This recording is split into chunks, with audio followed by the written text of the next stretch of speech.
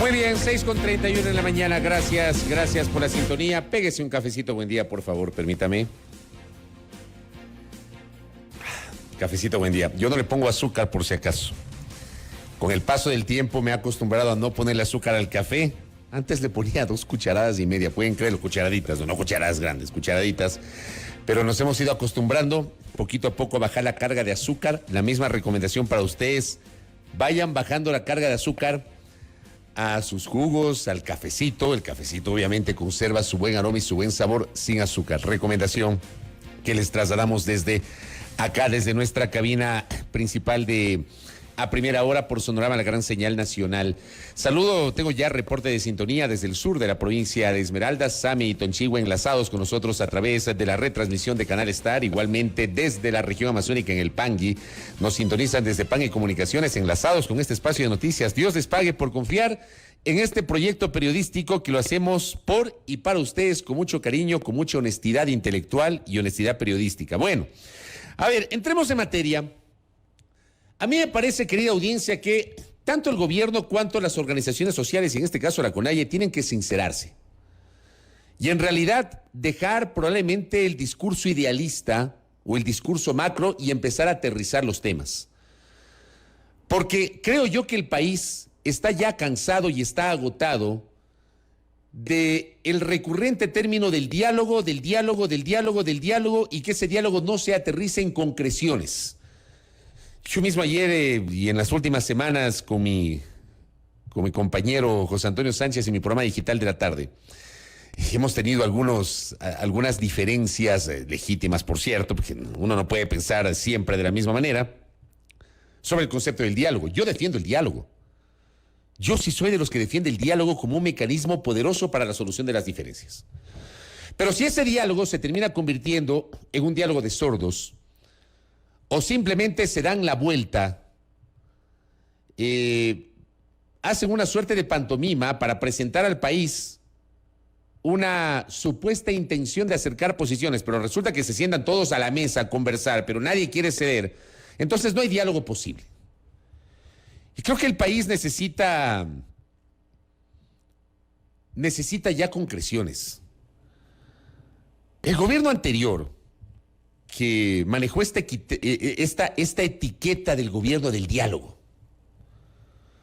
que yo he dicho en varias ocasiones haciendo una suerte de mirada retrospectiva, pero también un ejercicio de autocrítica y de mea culpa. En lo personal, quien les habla desde mis diferentes trincheras periodísticas, respaldé el inicio del diálogo en el gobierno anterior, los primeros meses, porque yo sí sentía que el país necesitaba empezar a conversar, a acercar posiciones, que era un momento político distinto. No me imaginé lo desastroso que iba a ser justamente el manejo de ese proceso durante los últimos tiempos. O sea, un diálogo que simplemente, como dice nuestro pueblo, ¿no? Dentro de su sabiduría popular, de manera muy coloquial, una suerte de engañabobos. Y eso es lo que terminó ocurriendo justamente en los años precedentes. Hoy hay una nueva oportunidad de diálogo. Pero la cosa es,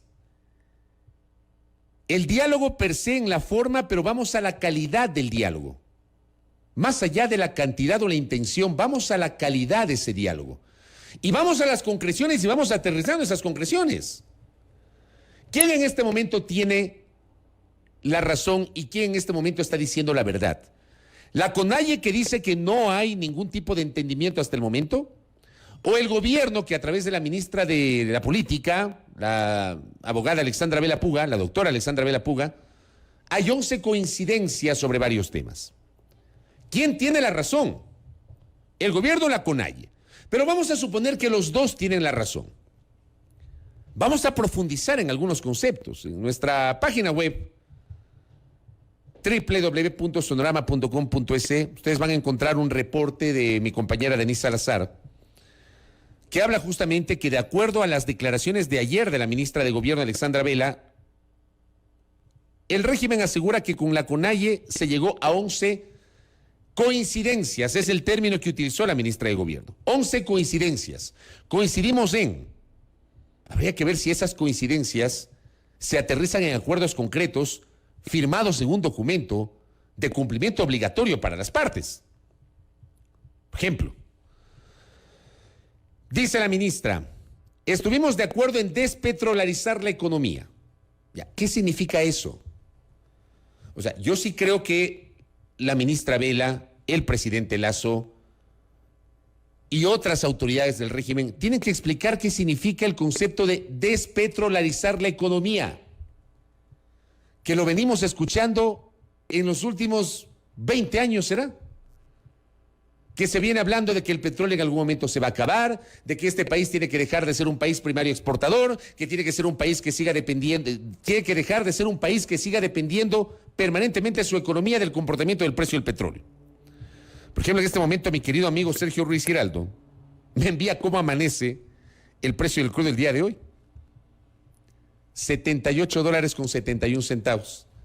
Ayer estaba en 78,14, me parece, según los amigos de Petroenergía. O sea, estamos llegando a los valores más altos desde el año 2014. Ayer fue parte de este reporte que generamos justamente en este espacio. A ver, en la actualización que me envía en este momento Sergio Ruiz, 78,71. Petroenergía publica 78,54. Hay unas diferencias de unos centavitos. Para el WTI, que sirve de referencia para el crudo ecuatoriano. Pero sea 78,54 o sea 78,71, ese de suyo ya es el precio más alto desde el año 2014, según mi colega y amiga Johanna Cañizares me reportaba ayer en este espacio. Ya. Seguimos pendientes del comportamiento del precio del petróleo. Cuando la ministra de Gobierno dice, estamos de acuerdo en despetrolarizar la economía, ¿qué significa la despetrolarización de la economía? ¿Cómo va a empezar ese proceso? ¿Qué elementos va a recoger? ¿Hacia dónde va a apuntar? ¿Qué va a pasar con las inversiones petroleras? ¿Qué va a pasar con, por ejemplo, la revisión de los contratos que dice el gobierno va a ser de modo voluntario con las empresas petroleras? ¿Cómo va a manejar el Estado ecuatoriano la renta petrolera? ¿Y cuál va a ser el mecanismo de sustitución del petróleo si quieren despetrolarizar la economía? ¿Qué significa ese concepto? O sea, no se puede quedar allí en un término general, muy general, hablando de la despetrolarización de la economía que yo, desde que me acuerdo, lo vengo escuchando.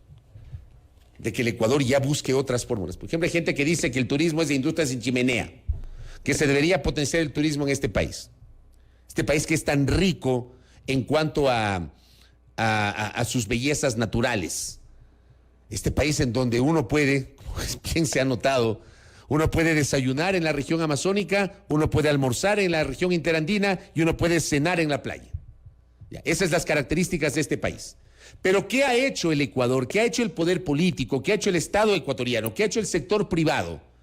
Para que esa riqueza o esas bellezas naturales se transformen en riqueza y esa riqueza permita que, por ejemplo, el turismo sustituya de alguna manera la economía petrolera que tiene el Ecuador. O despetrolarizamos y vamos al sector minero. ¿O qué onda? ¿Ah? ¿Qué onda? Pero vamos más atrás. Porque digo, hay gente que muchas veces cuando comenta estas cosas a uno le etiquetan. Pero yo sí creo que este país en algún momento debió haber aprovechado la oportunidad de que se puso en el tapete de la discusión el cambio de la matriz energética. Hoy hablamos de los subsidios. ¿No les parece a ustedes que lo más lógico, si empezamos a hablar de los subsidios, de la calidad de los subsidios, es comenzar a discutir qué tipo de combustibles utilizamos? Si sustituimos el gas de uso doméstico por energías más limpias como la energía eléctrica. A mucha gente no le gustó el proyecto de las cocinas de inducción. Por temas económicos, por temas políticos, por temas ideológicos. Pero pregunto, ¿conceptualmente no era una apuesta interesante para poder abrir el abanico del debate sobre la sustitución de la matriz energética en el Ecuador? Ya, no les gustó el proyecto de cocinas de inducción.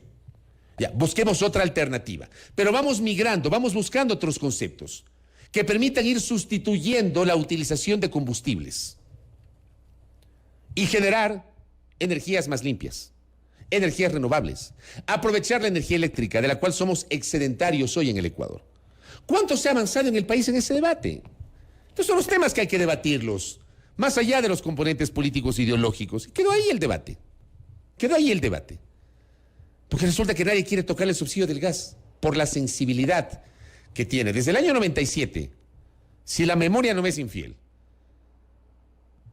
creo que la última vez que tocaron el tema del precio del gas de uso doméstico fue en el gobierno del presidente interino Fabián Alarcón, y hubo una decisión, si mal no recuerdo, en medio de la segunda vuelta electoral, que claro, el poder político de aquella época le obligó al presidente interino Alarcón a retroceder en esa decisión, porque estaba claro que eso le podía afectar al candidato de la democracia cristiana de la época, que era el doctor Maguat.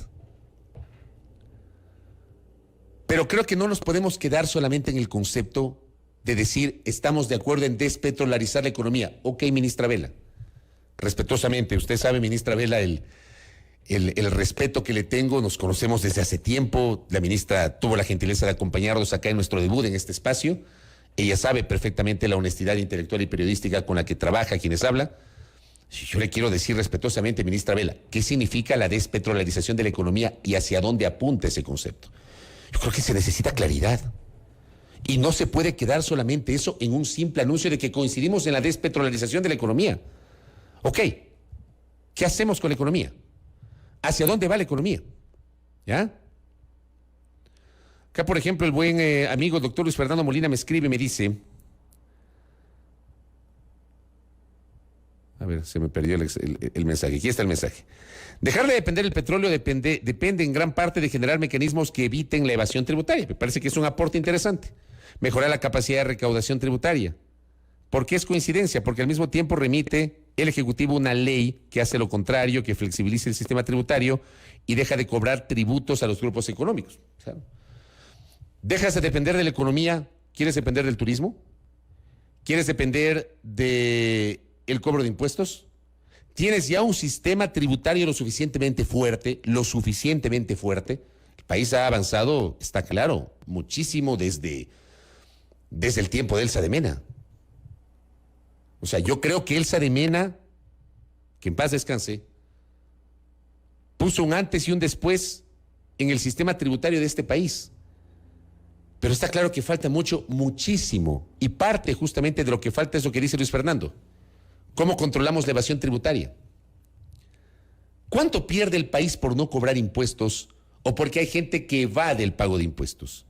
¿4,000 millones? ¿5,000 millones? ¿3,000 millones? ¿Cuánto pierde el país? Recursos que pueden servir para alimentar el presupuesto general del Estado y para obviamente apuntalar el manejo de las políticas públicas, sobre todo de asistencia social. ¿Ya?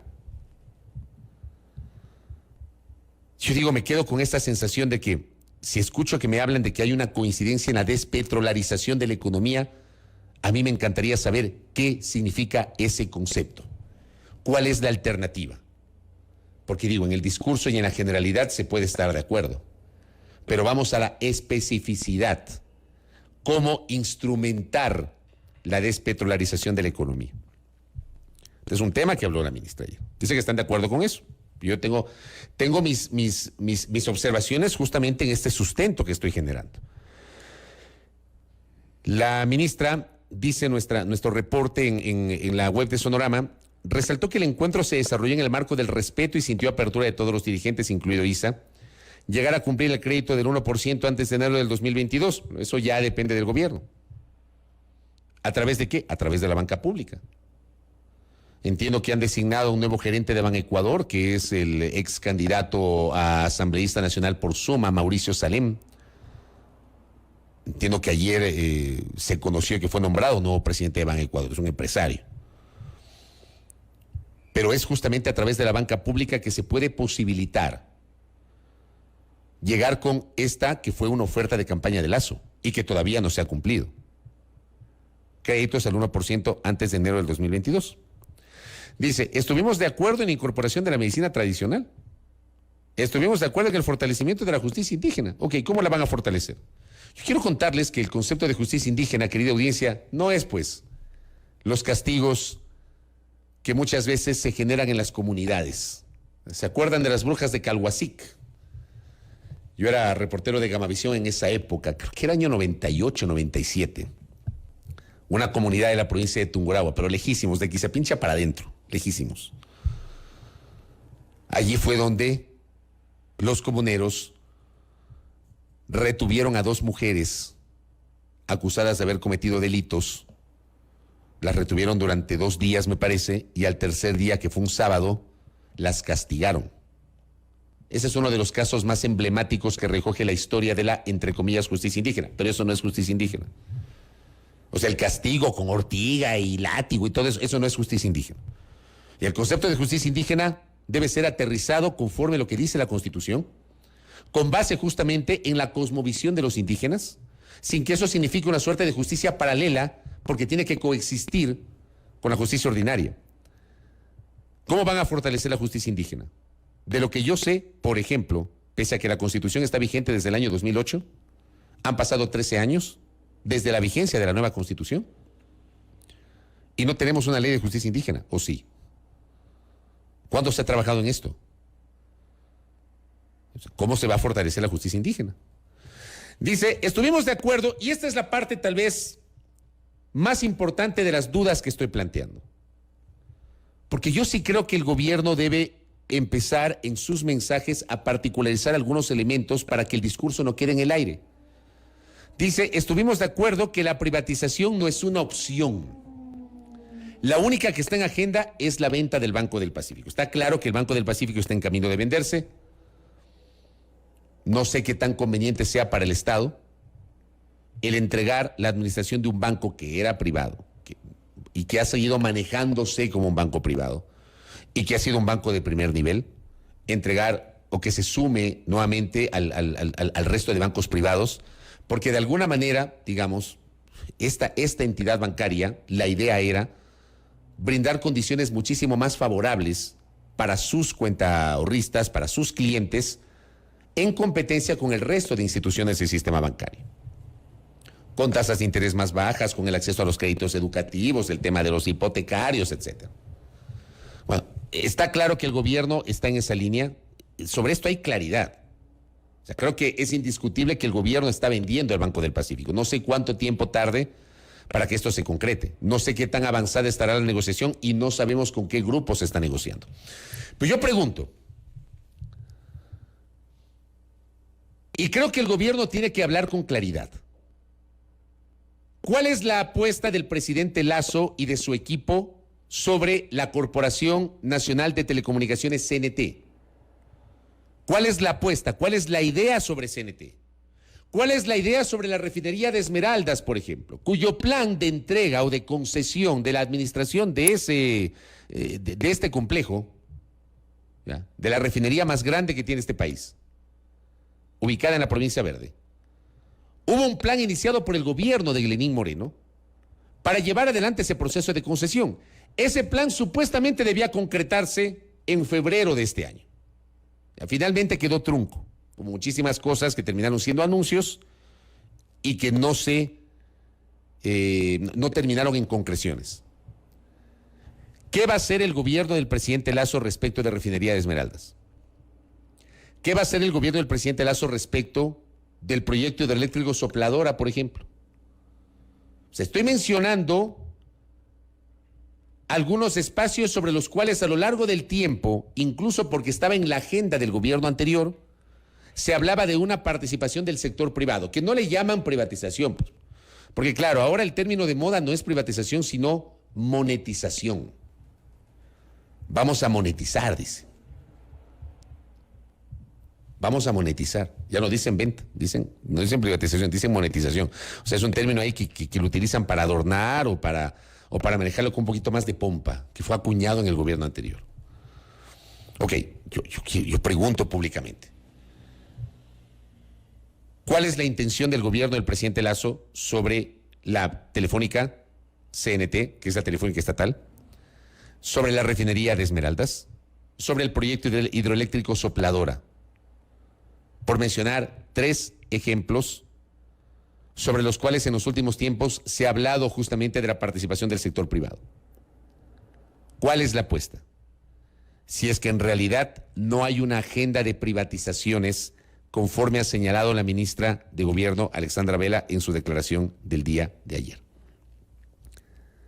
Reitero, aunque les parezca repetitivo, el país necesita concreciones. Luego, claro, la ministra habla, digamos, en eso dice hay coincidencias, macro. no especificidades. La ministra lamentó la actitud de la dirigencia de la CONAIE tras la reunión, pues Leonidas Issa explicó a los medios que no había voluntad para dialogar. Bueno, ahí también comete un error Leonidas Issa, porque está claro que si ya se sentaron a conversar, si hay una voluntad del gobierno para conversar. O sea, si ya hubo la reunión, hubo la intención de conversar. Otra cosa es que no se hayan puesto de acuerdo. Lo que dijeron fue que no hay posibilidad de diálogo, no hemos llegado a ningún acuerdo. De allí que reconoce que hubo 5 diferencias para las cuales iban a instalar mesas técnicas: la solicitud de congelamiento del precio de los combustibles, moratoria de créditos por 1 año, pago a los gobiernos locales y el proyecto de ley de oportunidades. La ministra no entiende el discurso de Issa, pues no coincide con otros dirigentes de la misma CONAIE, señala que existen discrepancias internas. Eso es básicamente lo que ha ocurrido en las últimas horas. ¿Qué es lo que necesita el país? El país necesita claridad en el discurso político. De los unos y de los otros. De los unos y de los otros. Leonidas Issa y la dirigencia de la CONAIE están obligados, creo yo, lo digo con respeto, están obligados a decirle al país con sinceridad, si están dispuestos a ceder, porque en un diálogo hay que ceder, y no solamente los indígenas y no solamente el gobierno, sino las dos partes, a ceder. Por ejemplo, en el tema de los combustibles. La CONAIE plantea el congelamiento del precio de los combustibles. El gobierno les dice, no, eso es innegociable. Ok, ¿qué punto intermedio? ¿Cuál es el punto intermedio? Creo yo, la focalización del precio de los combustibles. La focalización del diésel para uso automotriz, por mencionar un ejemplo. ¿Y por qué del diésel? Porque el diésel es el combustible de las gasolinas, es el combustible más sensible. Porque lo utiliza el transporte de pasajeros, porque lo utiliza el transporte de carga, tanto pesada y en algunos casos liviana, porque lo utiliza el sector de la pesca y porque lo utiliza el sector agrícola y ganadero. Pero hay que hablar sobre eso. Yo creo que el gobierno ha cometido un error al haber circunscrito la conversación sobre una posible focalización del precio de los combustibles únicamente el diálogo con los transportistas sin hablar con los sectores sociales. Ayer el presidente Lasso tuvo una nueva reunión con el sector de la transportación. ¿Qué pasó en esa reunión? ¿Cuánto se avanzó en esa reunión? Cualquier tema de focalización no puede ser solamente debatido o discutido con los transportistas, sino también con los sectores sociales. ¿Por qué no pensar en incorporar en esas mesas a delegados de la CONAIE y de otras organizaciones sociales para hablar de la focalización? Entendiendo justamente el concepto con el cual en lo personal estoy de acuerdo, y lo he dicho desde octubre del 2019. Hay que debatir la calidad de los subsidios que recibe el pueblo ecuatoriano. Hay que debatirlo, hay que analizarlo, hay que repensarlo, hay que reformularlo. Entendiendo que hay una sociedad que necesita recibir la asistencia del Estado, los subsidios del Estado. Como he dicho en varias ocasiones, no tiene sentido que el precio del gas de uso doméstico le cueste lo mismo al rico que al pobre. No tiene sentido. No tiene sentido. No tiene sentido que aquí haya una estructura perversa sobre el manejo del gas de uso doméstico. Un gas que además, es verdad, se fuga por las fronteras. Porque aquí en el Ecuador es infinitamente más barato si comparamos con Perú y con Colombia. Pero estas cosas, creo yo, deben la solución partir de un debate y ese debate desembocar, creo yo, en la necesidad de ir a la focalización de los subsidios. Pero si los unos llegan con la idea de que congelamiento nada y los otros dicen no cedemos y nada, entonces no va a haber ningún tipo de acercamiento y ningún tipo de posiciones que permitan de alguna manera entender o asumir de que puede haber un principio de acuerdo. Me envía Néstor Aguilera, y gracias Néstor por esta referencia a mi colega y amigo. Creo que estuvo en el Imperio hace pocos días. Me envía una fotografía de cuánto costaban los precios en Estados Unidos. Entonces, claro, el diésel en Estados Unidos a 2,99, la gasolina regular de 87 octanos a 3,99. La Plus debe ser algo así como, para hacer la comparación, ¿no?, con la Ecopaís, a 3,39. Y la Premium, esa debe ser la top, casi como la Super acá, a 3,69. Porque estamos casi al nivel de en el caso de la Super, estamos casi a esos niveles, ¿no? Hay estaciones de servicio que le venden a $3, a 3,10, a 3,20, a 3,30, porque el precio de la Super está liberalizado. 3,34 me parece en la mayoría de estaciones de servicio, hay otras 3,29. Y claro, Néstor hace una pregunta que es interesantísima. ¿A dónde va ese dinero que ahora se recauda? ¿Cuánto se ha recaudado? Y esta es una buena pregunta, una buena pregunta. ¿Cuánto el gobierno se ha ahorrado?